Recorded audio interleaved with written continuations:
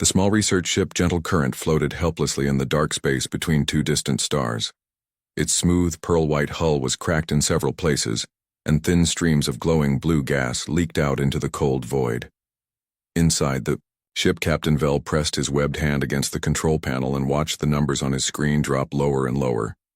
"Captain," called out his navigator, Finn, from across the bridge, "life support is down to 38%. At this rate, we have maybe 6 hours left." Vell closed his large, dark eyes and tried to stay calm. His people, the Aquari, were known throughout the galaxy for being peaceful and wise. They lived on water worlds and spent their time studying science and art. They had never been in a situation like this before. The Gentle Current was supposed to be on a simple mission. They were exploring new star systems, looking for planets with peaceful plant-eating creatures that might want to join the Galactic Council. It was supposed to be safe and easy work. But 3 days ago they had flown into a field of floating rocks that the ship's sensors had missed. The rocks had torn through their hull like sharp knives through paper. Now they were stranded millions of miles from the nearest help, with their engines dead and their communication system barely working. "Sir," said Dr. Kef, the ship's medical officer. She was tending to several crew members who had been hurt when the rocks hit their ship. "The younglings are having trouble breathing. The air is getting too thin for them." Vell looked over at the corner of the bridge where 5 young Aquari sat quietly. They were just children, brought along to learn about space exploration. Their gills were fluttering rapidly as they struggled to get enough oxygen from the failing air system. The captain felt a heavy weight in his chest. These were his people, his responsibility. There had to be something he could do. "What about the emergency beacon?" asked Finn. "Can we send a distress call?" Vell nodded and moved to the communication station. The emergency system was still working, though barely. When he activated it, the screen lit up with a map of nearby star systems. The computer began searching for any civilization that had faster-than-light travel and could reach them in time. "Scanning for rescue possibilities," the computer said in its calm, musical voice. "Please wait." The crew gathered around as the system worked. Dots of light appeared on the star map, showing different alien civilizations. Most were too far away. Others did not have ships fast enough to reach them before their air ran out. Then suddenly a new dot appeared on the map. It was close, very close compared to the others. The computer highlighted it in bright green. "Suitable rescue civilization found," the computer announced. "Planet designation, Earth.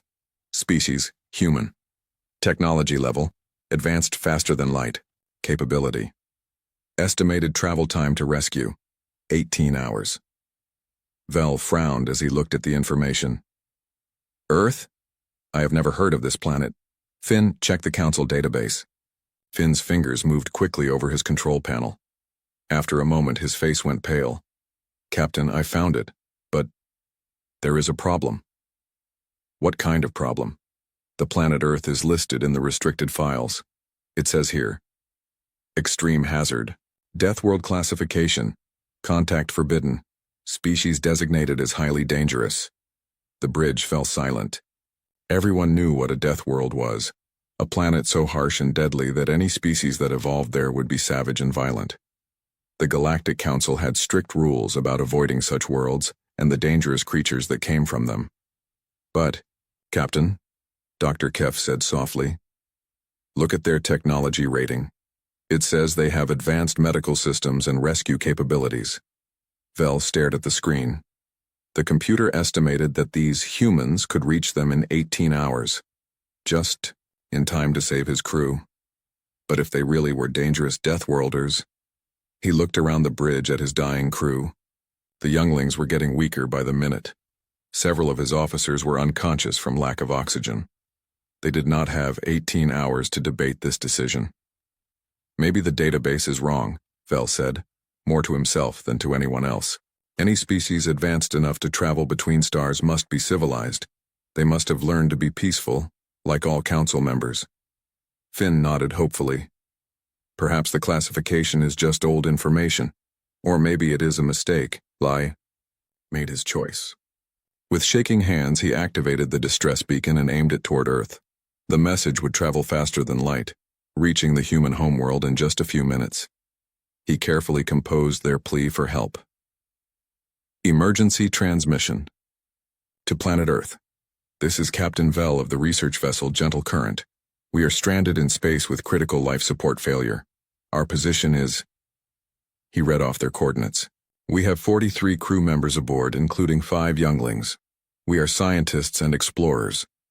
We mean no harm to anyone. Please, if you can hear this message, we desperately need rescue. Time remaining. Approximately 6 hours. After he sent the message, Vell sat back in his chair and waited. Around him, his crew tried to stay calm, but he could see the fear in their eyes. They were putting their lives in the hands of complete strangers from a world marked as dangerous. How long until we get a response? Asked Dr. Kiff. If they receive our message and decide to help, we should hear back within the hour, Vell replied. Then 18 hours for them to reach us. The waiting began. Every few minutes, someone would check the life support readings. The numbers kept dropping. 35%, 32%, 28%. Finally, after what felt like forever, the communication system crackled to life. A new voice came through the speakers, deeper and rougher than any Aquari voice, speaking in words that the ship's translator had to work hard to understand. Attention vessel Gentle Current. This is Admiral Kane of the Terran Defense Command. We have received your distress call and are preparing an immediate rescue mission. Please transmit your detailed ship specifications and crew medical requirements. Help is on the way. The bridge erupted in relieved cheers. They were saved. But as Vell listened to the message again, certain words stuck in his mind. Terran Defense Command. Not Terran Science Institute or Terran Exploration Service. Defense Command sounded military. Captain, Finn whispered. Did you notice what he called himself? Admiral Kane. That is a military title. Vell felt a chill run through his body. What kind of rescue ship would be commanded by a military officer? What kind of civilization put their military in charge of rescue operations? But the life support was down to 24% now, and there was no time for second thoughts. They had called for help from the Deathworlders, and now that help was coming. All they could do was wait and hope that they had not made a terrible mistake. Outside the ship, the stars continued to shine coldly in the darkness, keeping their secrets about what was racing toward them through the void. Deep inside the Terran Defense Command headquarters on Earth, alarms suddenly filled the air with their sharp, urgent sound. Admiral Kane was in his office, reviewing reports from the outer colonies, when his communication officer burst through the door. Sir, we have an emergency transmission from unknown aliens, Lieutenant Ross said, breathing hard from running. They're asking for rescue. Kane stood up quickly, his tall frame casting a long shadow across the room. His gray hair and weathered face showed the marks of 30 years in the military. Aliens? Are you certain it's not a trick? The transmission is unlike anything we've seen before, sir. The language patterns, the technology signatures, it's definitely not human. And sir, Ross paused, looking worried. The bioscans they sent show they're dying. Life support failure in space. Kane followed Ross to the main command center, where dozens of officers worked at glowing screens. The large wall display showed a map of nearby space, with a small blinking dot marking the location of the alien ship. Play the message, Kane ordered. The speakers filled the room with a strange musical voice. Emergency transmission to planet Earth. This is Captain Vell of the research vessel Gentle Current. We are stranded in space with critical life support failure. Kane listened to the entire message, his expression growing more serious with each word. When it finished, he turned to his intelligence officer, Colonel Reed. Reed was a shorter man with scars across his left cheek from a battle with space pirates 5 years earlier. What do we know about this area of space, Colonel? Kane asked. Reed pulled up detailed star charts on his screen. Sir, that's the Kepler 442 region. It's been getting dangerous lately. 3 different alien species have been building military bases there. The Vorthak Empire, the Hegemony Coalition, and the Rigel Confederacy. They're all expanding toward human space. Could this be a trap? Kane asked, studying the coordinates. Bait to lure one of our ships into an ambush? Reed zoomed in on the biological readings from the alien ship. The life signs look genuine, sir. We're seeing 43 different biosignatures, and several appear to be children based on their smaller size and higher metabolic rates. If it's a fake, it's incredibly detailed. Kane was quiet for a moment, thinking. He had learned to be suspicious during his long military career. Too many good soldiers had died walking into traps. But the readings showed children dying in space, and that changed everything. "What's our closest ship to their position?" he asked. "The Iron Hammer, sir," replied Captain Torres, the fleet coordinator. She was a tough woman in her 40s who had worked her way up from enlisted ranks. It just finished patrol near the Centauri colonies. Captain Morrison commanding with a full crew of 800. Kane nodded. The Iron Hammer was perfect for this mission. It was one of Earth's newest dreadnought-class warships, 2 kilometers, long and armed with the most advanced weapons humanity had ever built. More importantly, it had excellent medical facilities and could handle rescue operations. "Get me Captain Morrison on the line," Kane ordered. The main screen flickered and showed the bridge of the Iron Hammer. Captain Morrison appeared, a calm, steady man in his 50s with graying temples. Behind him, Kane could see the efficient activity of a warship's bridge crew. "Admiral, we received the alien transmission," Morrison said without waiting for orders. "My medical team is already analyzing their biological data. What's your assessment, Captain?" "They're not human, but they're definitely dying. Dr. Park says we can adapt our life support systems to help them. The ship appears to be a science vessel. No weapon signatures that we can detect." Kane made his decision. "Captain Morrison, you are hereby ordered to proceed immediately to the coordinates and render assistance to the alien vessel. Full rescue protocols." "Understood, sir. What are our rules of engagement if this turns out to be hostile?" "Protect yourself and your crew first, but remember, if this is genuine, we're about to make first contact with a new alien species. How we handle this could affect Earth's future relations with them." Morrison nodded seriously. "We'll be ready for anything, Admiral. Estimated travel time at maximum hyperspace speed is 18 hours. Make it 17 if you can, Captain. Those children don't have much time." As the connection ended, Kane turned to address his staff. "I want full monitoring of this situation. If the Iron Hammer runs into trouble, I want to know immediately. Also, get me a line to the President. She needs to know about this." Colonel Reed stepped forward. "Sir, shouldn't we contact the Galactic Council about this? Standard procedure for first contact situations." Kane's expression darkened. "The Council? Reed, they've been ignoring our request for membership for 20 years. 3 of their member species are building military bases in space we consider ours. As far as I'm concerned, this is between us and these, what did they call themselves? Aquari, sir. From the research vessel Gentle Current. Right. This is between us and the Aquari. The Council doesn't get a say." Meanwhile, aboard the Iron Hammer, Captain Morrison was preparing his ship for the rescue mission. The massive dreadnought came alive with activity as the crew prepared for hyperspace jump. "All hands, this is the captain." Morrison's voice echoed through the ship's corridors. "We are responding to an alien distress call. This is a rescue mission, but we're going into potentially hostile space. All departments prepare for possible combat, while maintaining readiness for humanitarian operations." In the medical bay, Dr. Park was working with his team to understand the alien biological data. "Their respiratory system is completely different from ours," he explained to his nurses. "They process oxygen through what look like gills as well as lungs. We'll need to adjust our atmospheric mix." Chief Engineer Blake was modifying the ship's life support systems. "If we need to take 43 aliens aboard, we'll have to expand our environmental controls," she told her team. "I want portable life support units ready for immediate deployment." In the Marine quarters, Sergeant Major Stone was briefing his soldiers. "We don't know what these aliens look like or how they'll react to us," he said to the assembled troops. "Remember, this is a rescue mission. We go in ready to fight, but hoping to help." As the Iron Hammer entered hyperspace, its hull glowing with the energy of faster-than-light travel, the crew settled in for the 17-hour journey. None of them knew that they were about to make contact with a species that thought of them as dangerous monsters from a death world. Admiral Kane remained in the command center, watching the ship's progress on the star map. In a few hours, Humanity would either gain new friends among the stars or face a new enemy.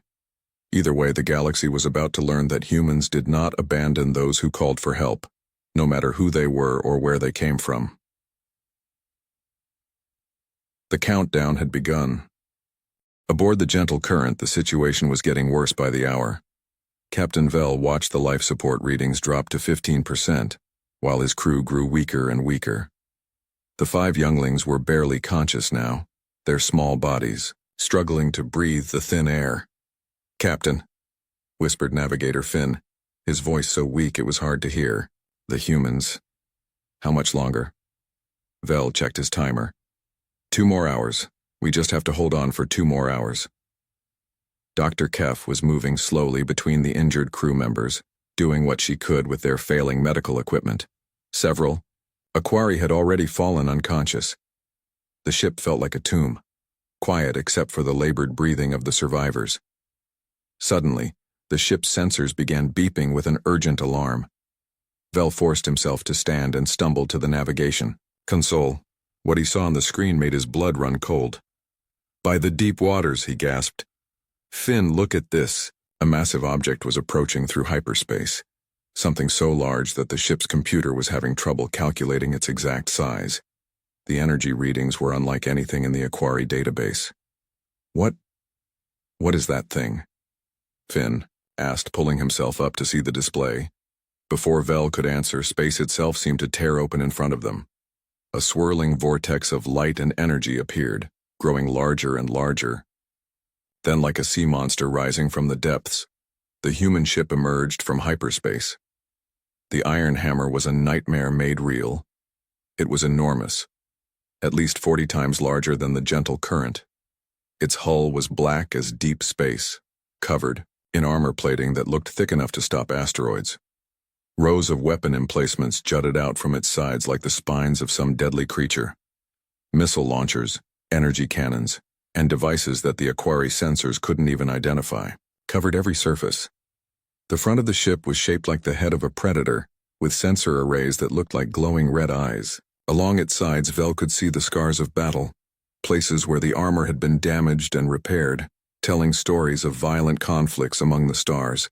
"This is what answered our call for help?" Dr. Kef whispered in horror. "This is a ship of war, not rescue."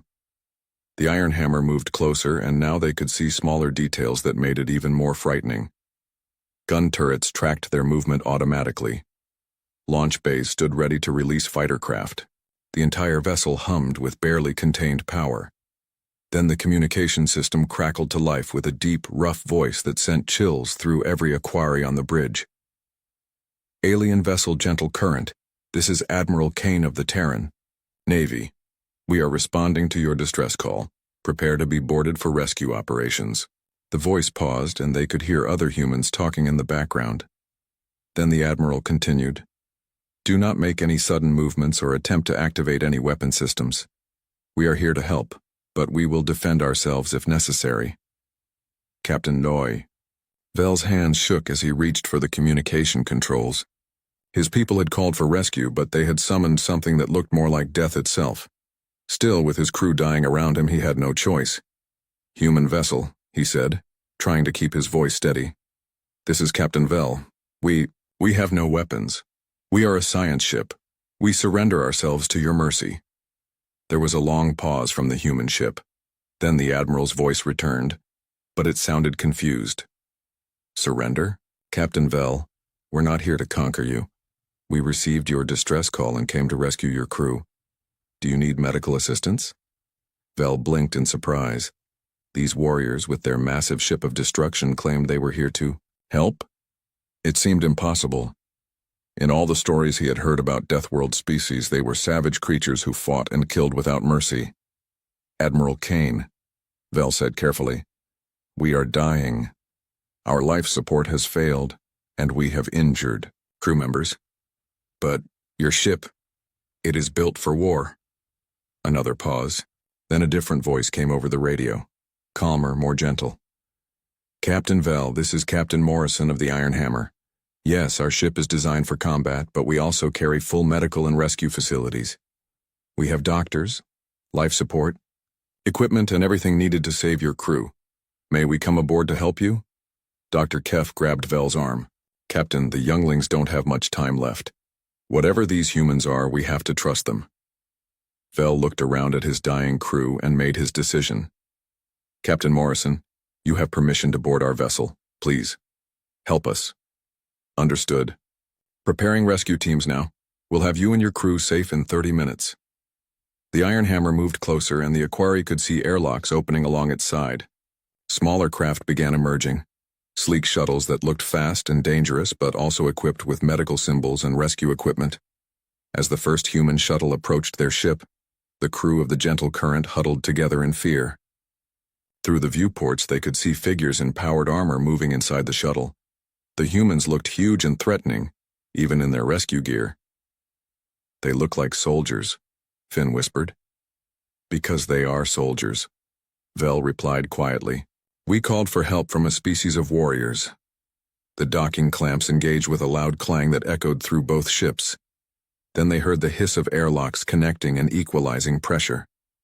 Heavy footsteps echoed in the corridor outside the bridge, footsteps that belonged to creatures much larger and heavier than any Aquari.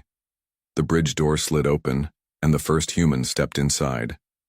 The creature was tall, much taller than any of the Aquari. It wore powered armor that made it look even more massive and threatening. The armor was military green with scratches and dents that showed it had been used in real battles.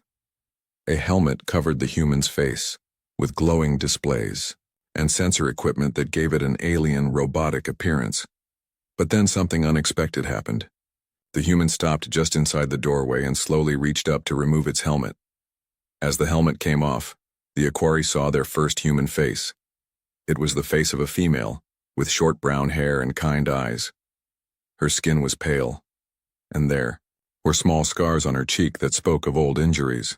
But despite her warrior's armor and weapons, her expression was gentle and concerned. I'm Commander Hayes, she said in accented but understandable Aquari language. We're here to help. Medical team, get in here now. We have casualties. More humans entered the bridge, but instead of weapons, they carried medical equipment and portable life support devices. They moved with military precision, but their actions were focused entirely on helping the dying Aquari crew. Captain Vel watched in amazement as these fearsome Deathworlders knelt beside his weakest crew members and began working to save their lives. The contradiction was too much for his exhausted mind to understand.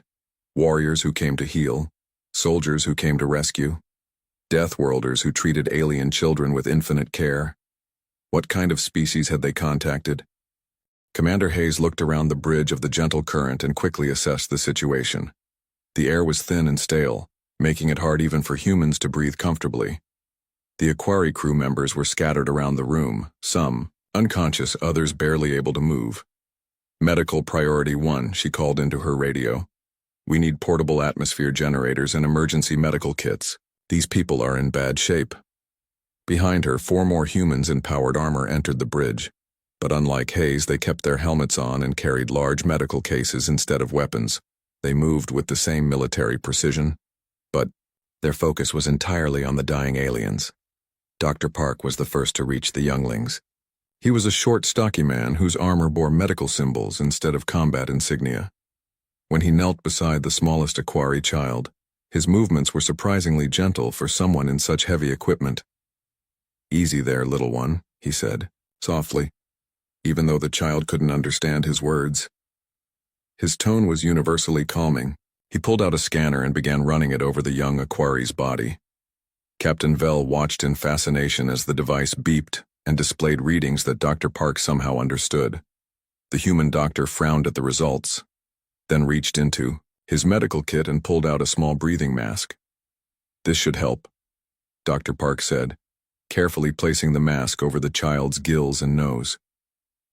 Immediately the young Aquari's breathing became easier, and some color returned to its pale skin. How did you know how to help our young? Vel asked, his voice filled with wonder. Dr. Park looked up and smiled. Your distress call included biological data about your species. We've been analyzing it during our journey here. Your respiratory system is actually quite elegant.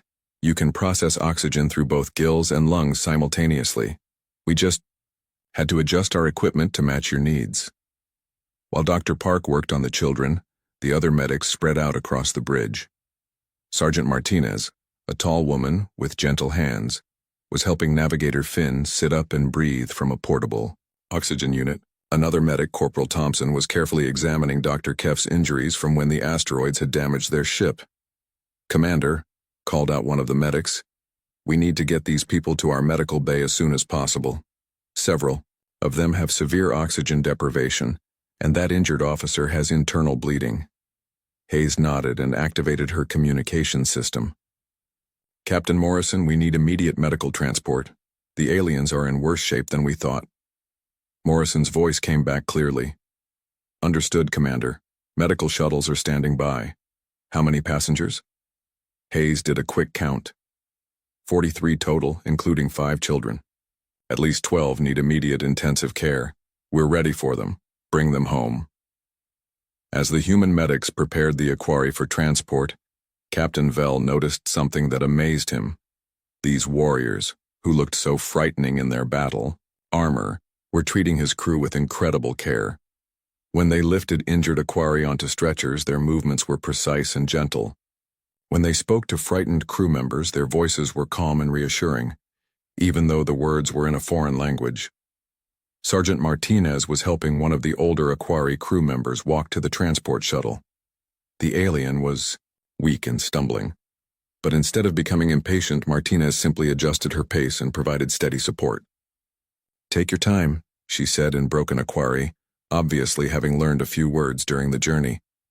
"No rush, safe now." Dr. Keff, who was conscious despite her injuries, grabbed Vell's arm as she was being moved to a stretcher. "Captain," she whispered, "these humans, they're not what the database said they would be." Vell nodded, equally confused. Everything about these creatures suggested they were born for war. Their ship was a weapon, their armor was designed for battle, and they moved with the coordination of trained soldiers. But their actions spoke of compassion and mercy. Commander Hayes approached Vell as the last of his crew was being prepared for transport. "Captain, we need to move you now. Your condition is worse than the others. You've been breathing this bad ere the longest." "I must stay with my ship," Vell protested weakly. Hayes shook her head firmly. "Sir, with respect, your ship is dead. Life support is completely gone, and the hull breaches are too severe to repair out here. We'll take you aboard the Iron Hammer and get you healthy, then we can discuss what to do about your vessel." As they helped Vell onto a stretcher, he looked around the bridge of the gentle current one last time. This had been his home for 5 years, and now he was leaving it in the hands of alien warriors from a death world. The transport shuttle was unlike anything Vell had ever seen. The interior was clearly military, reinforced walls, weapon storage, and seats designed for armored soldiers. But the medical equipment was more advanced than anything in the Galactic Council. The humans had converted their war machine into a sophisticated ambulance. During the short flight to the Iron Hammer, Vell watched Dr. Park work on the most seriously injured Aquari. The human doctor's hands moved with practiced skill, using devices that could monitor alien biology and adjust treatment accordingly. "How long have your people been practicing medicine on other species?" Vell asked. Dr. Park looked up from his patient. "We haven't. You're the first non-human patients we've ever treated. But the principles of trauma medicine are fairly universal, and your biological data helped us prepare." Vell was stunned. These humans had risked their lives to rescue complete strangers from a species they had never even met before. They had modified their equipment, learned basic words in his language, and treated his crew as if they were their own people. The shuttle docked with the Iron Hammer, and Vell got his first look inside the massive human warship. The corridors were wide and functional, with exposed pipes and wiring that spoke of a species that valued efficiency over beauty. But everywhere he looked, he saw signs that this ship's crew was prepared for his arrival. Signs had been posted in both human, writing, and hastily translated Aquari script, showing directions to medical facilities, The air had been adjusted to be more comfortable for his species. Even the lighting had been modified to be less harsh for Aquari eyes. As they moved through the ship, Vel saw human crew members stopping their work to watch the injured aliens pass by. But instead of the curiosity or hostility he might have expected, their faces showed concern and sympathy. A young human technician approached Commander Hayes. "Ma'am, we've prepared special quarters for our guests. Temperature and humidity are set for aquatic comfort, and we've installed communication systems with translation protocols." Hayes nodded approvingly. "Good work, Jenkins. Make sure they know they're welcome here." As Vel was wheeled into the medical bay, he realized that everything he thought he knew about Deathworlders was wrong. These humans were indeed warriors. That much was obvious from their ship and equipment. But they were also healers, protectors, and caregivers. They were something the galaxy had never seen before. Soldiers with hearts of gold. 3 days had passed since the rescue, and Captain Vel was finally strong enough to walk through the corridors of the Iron Hammer. The human medical bay had worked miracles on his crew. All 43 Aquari had survived, including the 5 younglings who were now playing games with off-duty human crew members in the ship's recreation area. As Vel made his way to Admiral Kane's office, he marveled at how the humans had transformed part of their warship into a comfortable living space for his people. The corridors that once seemed cold and threatening now felt welcoming. Human crew members nodded politely as he passed, and some even attempted to greet him in broken Aquari. The door to the Admiral's ready room slid open with a soft hiss. Admiral Kane stood looking out a large window at the stars, his hands clasped behind his back. The room was simple but functional. A desk, chairs, and walls covered with star charts and what appeared to be military honors. "Captain Vel," Kane said, turning around with a slight smile. "Dr. Park tells me you're making excellent recovery. Please sit down, we need to talk." Vel settled into a chair that had been specially adjusted for his physiology. "Admiral Kane, I must thank you again. Your people saved our lives when they had no reason to help us." Kane sat across from him, his expression becoming more serious. "Captain, you said in your distress call that you're part of the Galactic Council. Tell me about this council." "The Council is a union of peaceful species from across the galaxy," Vel explained. "We explore space, share knowledge, and help civilizations grow and prosper. There are over 200 member species, all dedicated to science, art, and peaceful cooperation." Kane's eyes narrowed slightly. "And Earth? What does your council know about Earth?" Vel felt uncomfortable under the Admiral's steady gaze. I checked our database after we were rescued. Earth is listed as a restricted world. The classification says it's a death world and contact is forbidden." "Forbidden," Kane repeated, his voice growing cold. "And why is that?" "The records say that death world species are too violent and dangerous to be trusted, that they only know war and destruction." Vel paused, looking around the room that belonged to these supposedly savage beings who had risked everything to save his people. "But the records are clearly wrong." Kane stood up and walked to a wall display showing a map of local space. With a touch of his hand, the map zoomed in on a sector near Earth. "Captain, do you recognize this region?" Vel studied the display and felt his heart sink. "That's where we were stranded, the Kepler 442 region." "Exactly. And do you see these installations?" Kane highlighted several structures on the map. Military bases built by 3 different council member species, the Vorthak Empire, the Hegemony Coalition, and the Rigel Confederacy. The implications hit Vel like a physical blow. They're expanding toward human space. "More than that," Kane said grimly. "They're cutting off our trade routes, threatening our colonies, and building up forces for what looks like an invasion. All this while your council maintains that we're too dangerous to even talk to." Vel stared at the map in horror. The council species he knew as peaceful explorers were acting like conquerors in this region of space. I had no idea. Our exploration missions are always in the opposite direction from this sector." "Of course they are," Kane said. "Can't have peaceful council members seeing their military expansion, can we?" Captain Morrison entered the room, carrying a datapad. Admiral, we just received intelligence from our scout ships. The Vorthak are moving a battle fleet toward the Proxima system.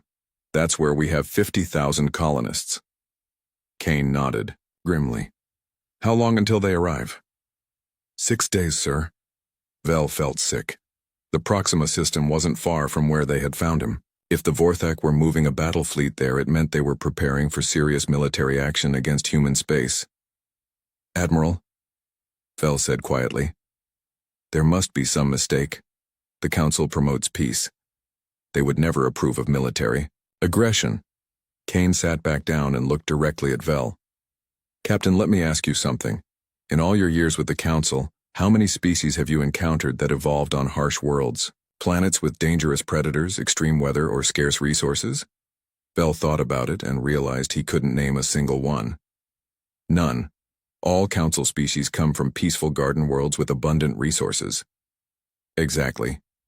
Your Council isn't promoting peace it's maintaining control. They've created a galaxy where only soft, gentle species are allowed to participate, while keeping out anyone who might challenge their authority. The truth was becoming clear to Vel, and he didn't like what he was seeing. But they genuinely believe that Deathworld species are dangerous. Are we dangerous? Kane asked. Your crew has been aboard this ship for 3 days. Have we threatened you? Demanded payment for the rescue?